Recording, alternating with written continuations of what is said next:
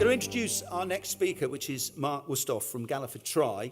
Mark joined Galliford Try in October 2016 as Area Director, which sees him take the lead on a dynamic and growing business covering the South West and South Wales. Galliford Try are currently engaged on a number of prestigious and challenging projects that extend to both key investors and regional procurement frameworks. Mark's role as leader also extends to his involvement with the CIOB, the CITB, and the CESW leadership framework. Mark, it's my pleasure to ask you to come to the stage. Thank you.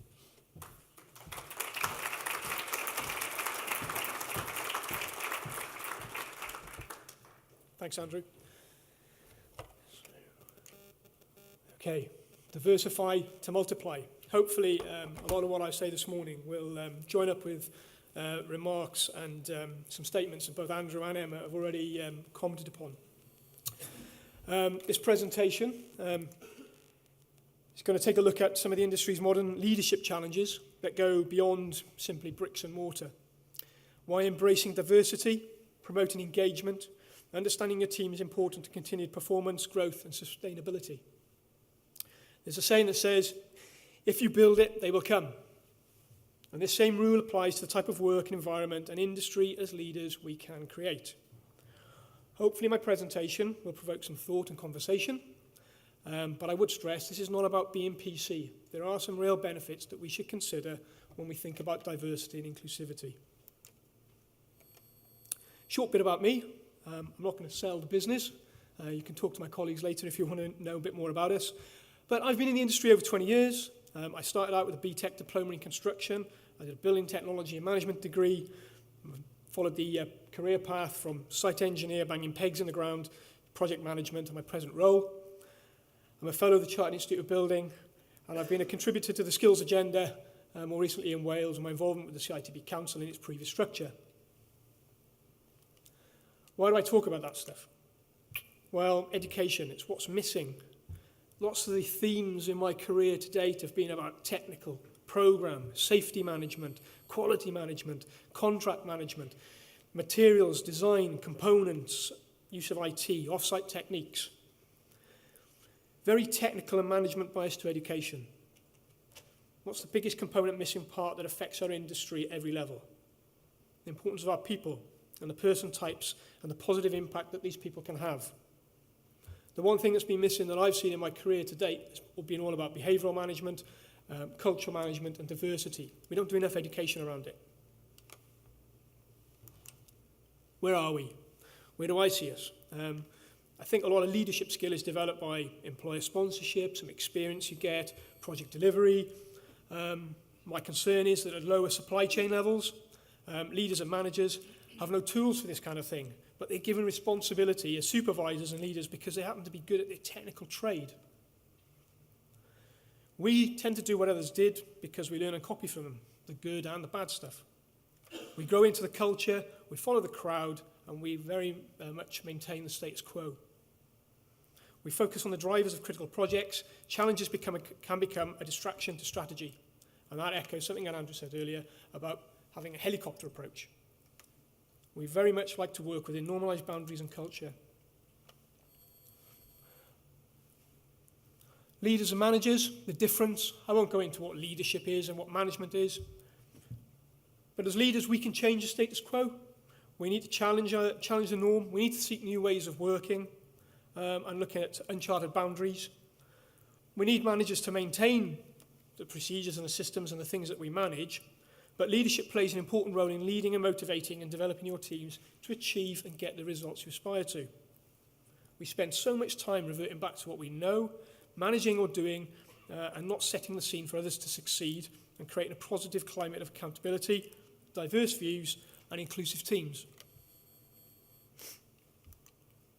Our accountability. Great leaders, by inspiring influence others, can create a climate of high performance. Great leadership, great communication leads to great people and great performance management. What environment, what type of industry should we create? Who does this? Do we ever consider this? I suggest that some of the people in the room today are really accountable for this, including myself. A bit more back to reality. At GT, my area board and some of my project teams have been doing some work with developing cohesive teams, developing 5 key behaviours. Working with Paul Fox at Constructive Coaching, I will credit him because this is something that he is pushing in fairness. We look at building trust and how we get to a results-based outcome. In a bit more detail, when team members are genuinely transparent and honest with one another, they're able to build what they call a vulnerability-based trust. When there's trust, the team members can engage in unfiltered and constructive conflict and debate of ideas. We can commit to decisions. We hold one another accountable. And the ultimate goal of building greater trust, having healthy conflict, that commitment and accountability is one thing, achievement of the results. My team at the moment, a bit like that. I don't mind sharing it with you. We continue to review it. We're very strong in the areas of conflict and commitment. We do need to develop our trust. And there's some areas of improvement at the top. It's work in progress. It's very much enlightening tool that shows that where your team needs to improve. And if you follow it truly, you'll start to set yourself some actions and look at different ways that you can get each one of those green squares, each one of those triangle sections green. But the key thing at the bottom of that triangle is trust. And one way to develop trust is to recognize each other's management styles and personality types. Deep down, develop own emotional intelligence and start to work on developing healthy, proactive conflict. We need to create environments where we can challenge each other. Acknowledge the need for diverse teams to balance the equation and the thought process. And I'll explore this a little bit further. Maybe avoid the high D dynamic. And what do I mean by that? We've been doing some work with DISC and Myers-Briggs, and many of you in the room will have done some personality tests, and you all know whether you're an INTJ or an ENTJ and so on and so forth, or you may sit somewhere in a particular profile. But one thing we found, one thing I've begun to understand by doing this work with my own team and my own project teams out on site, is that sometimes you might find your team tends to be very high D orientated, looking at results, focused on results. And you may have some qualities of C and I blend within your team structure and not enough S. And you may find that with these personality types, by trying to balance this out with your teams, you ultimately get a better outcome. Likewise, the personality types under Myers-Briggs also illustrates certain types of people in the way that we approach problems and think. Some would say that the construction industry are full of sensor and thinker types, and not enough intuitive or feeling types. Without wishing to typecast, that may align itself to a more male-dominated, less female-balanced industry, and that's open to debate. But there is some science behind it. There is a big difference between diversity and inclusiveness. And I've a quote here from Boris Groysberg: diversity is about counting the numbers. Inclusiveness is about making those numbers count. Whether it's about individuals or companies, the conversation has to shift from talking about whether diversity affects performance to talking about the conditions under which you would expect diversity to have a positive effect on performance. It's the culture, it's the climate that we work in.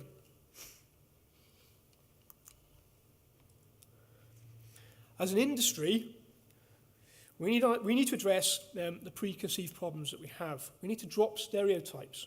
We need to lose inaccurate biases. Personality types affect the way we perform, interact, communicate, and develop trust. Diversity in teams balances the way we resolve and tackle problems. We need to attract the right people with proactive strategies around image, inclusiveness, and opportunities that this industry represents. Otherwise, we're basically shutting out a large proportion of the population and people that can add great value both to our businesses and the industry as a whole. We need to develop the right culture. Where I work at the moment, there are 2 key themes that are changing the culture that we operate in. One of them is the delivering excellence model, which focuses on 4 key cornerstones. And the other is about doing the right thing and being aligned to the Be Fair initiative with the CITB. We need to treat people the right way. We need to respect other people's differences. We need our people to think differently about the way we work. Delivering excellence looks at delivering on time, snag-free, happy client, safe environment, basic cornerstones. But to get there, we need inclusive teams. We need to have shared goals, shared views. We need to be open about challenges and difficulties. We need better trust. We need more empathetic behaviour, upstream and downstream with our supply chain. This isn't a new tool as such, but it's a way of working. It's a way of working together, empowering, improving teams, and creating accountability and valued people. It's the cornerstone of delivery.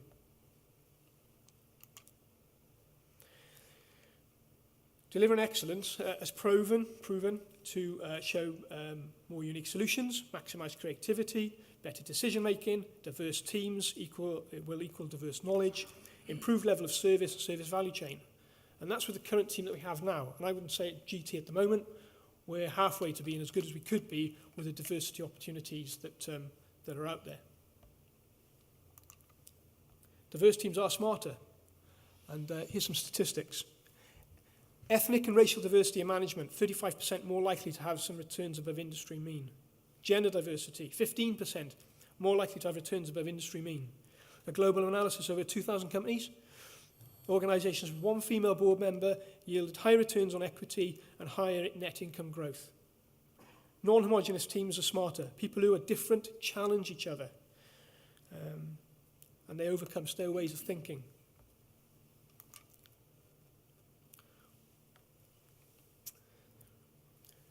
People from diverse backgrounds tend to alter the group's behaviour. Diverse teams factually more correct than homogeneous teams. Diverse teams are more likely to re-examine facts and remain object, encouraging greater scrutiny of each team member's actions.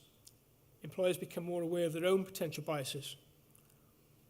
4,000 companies in Spain found with more women they were more likely to introduce radical new innovations. 7,000 firms in London, in an annual business survey, culturally diverse leadership teams more likely to develop new products than those with homogeneous leadership teams. Recent example that I'd encountered on an away day course that I was attending, where we had to move some people from one point to another. We separated the team. So one team was leaders and the others were people just waiting to be told what to do. The feedback at the end of this exercise was that teachers solved the problem quite quickly. It might not necessarily be due to the personality preferences, which I've already touched on, but it more than likely was due to the fact that they grew up or they've been working in a different culture where they were unhindered. They had no idea that leaders needed to come up with an answer that they could provide to the followers. As builders, we were right in the hierarchical control. We were waiting for someone to tell us what to do. They were the leaders, we were the followers, and we didn't do anything until they came and told us.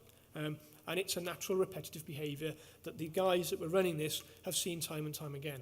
It's an interesting fact. And I bring it up because teachers are outside of our industry. And the case that was mentioned earlier by Emma about bringing people from outside our industry may have a positive impact on the way that we think, work, and the culture that we develop.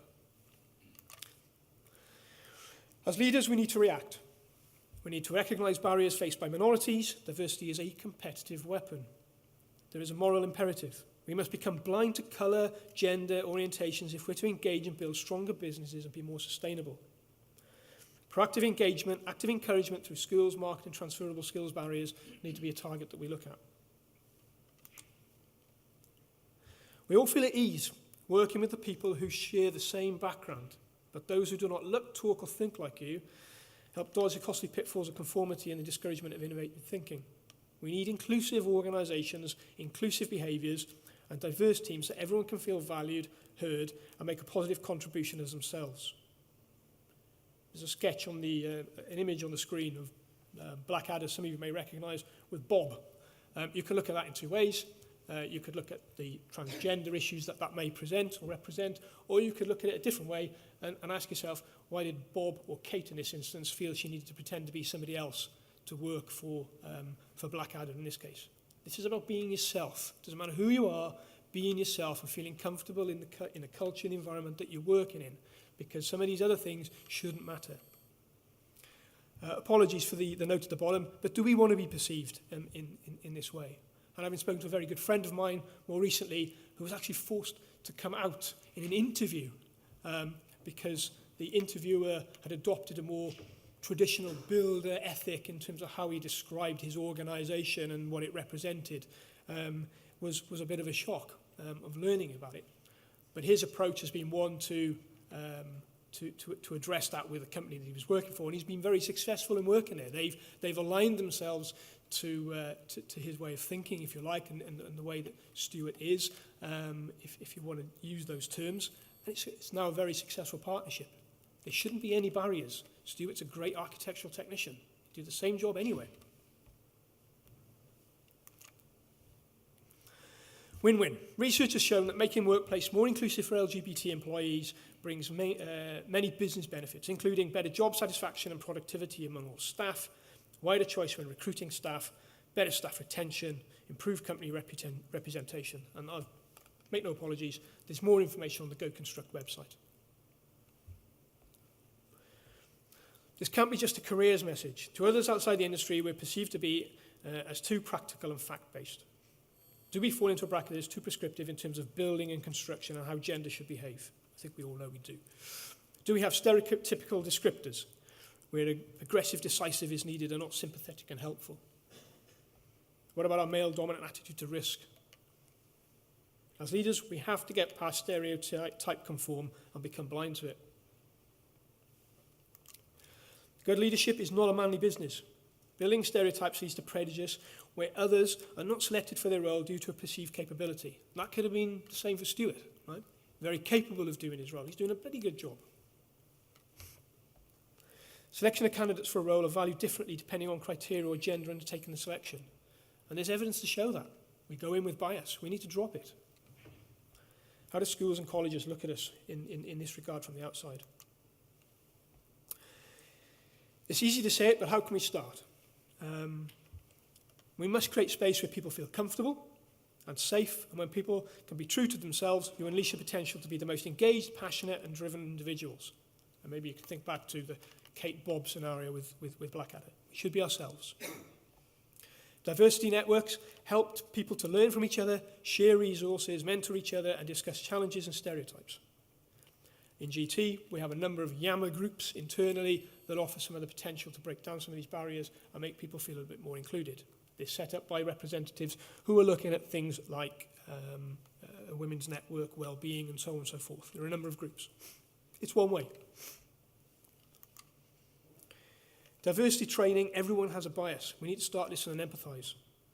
We need open door policy and create a feeling of trust. I keep coming back to this trust because it's right at the bottom of that ladder that gets us to the results. We need to support each other. And in GT, we have training, and like many organisations, it's online. There's some courses that are organised. It starts to kind of get people aware and start talking about it. Leaders' expectation and behaviour will equal the followers' behaviour and understanding. I think we all understand that. If we label someone as a loser, they'll start acting like one. As leaders in this industry, we can make the step changes in our environment. It's up to us. There's a much needed case for better proactive engagement with groups who may see the industry as an attractive option.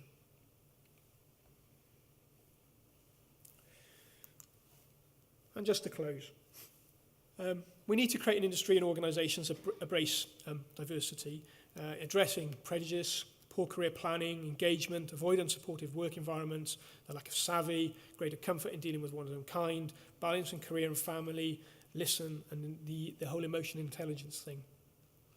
And one thing I've learned in my career, and equally of doing this exercise to prepare for today, is that diversity can't be a PC thing. There is real substantial benefit from not excluding people in this industry that will add great value to your business, change the way you think, solve problems in a different way, and see a much better outcome. And there I shall close. Hopefully that was okay.